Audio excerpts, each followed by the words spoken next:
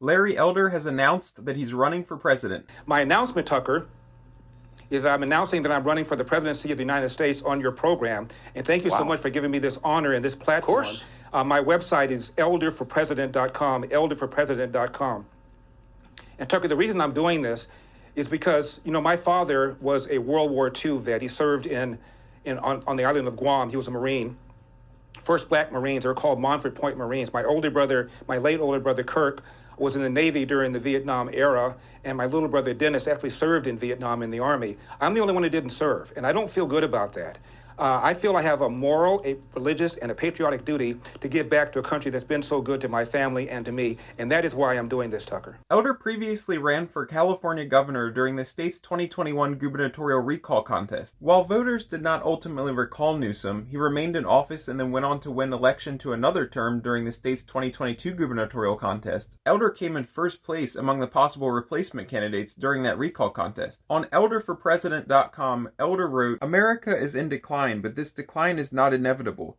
It is a choice made by detached and cynical politicians. As a California resident, I've seen firsthand how decades of Democrat rule have turned the Golden State for many into an unaffordable dystopia. I won't let them do the same to America. We can enter a new American golden age, but we must choose a leader who can bring us there. That's why I'm running for president." Just pick one or two, the issues that are animating you, that are making you feel like you've got to put everything on hold and do this. What are they?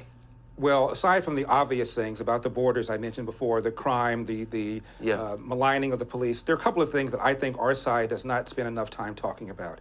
And that is the lie, the absolute disgraceful lie that the Democrats put on everything, which is that America is systemically racist. It isn't just a lie, Tucker. It's having real consequences. The police are pulling back. It's called the Ferguson effect or the George Floyd effect. And the people who are harmed by that are the very black and brown people that people on the left claim they care about. There's been a study that shows hundreds, if not thousands of people are now dead because the police are not engaging in proactive policing because they've been demoralized by people calling them racist. The second thing, Tucker, is the 10,000-pound elephant in the room regarding all of this stuff we see in Chicago and some of these other cities with these mass mobs is the lack of fathers in the home.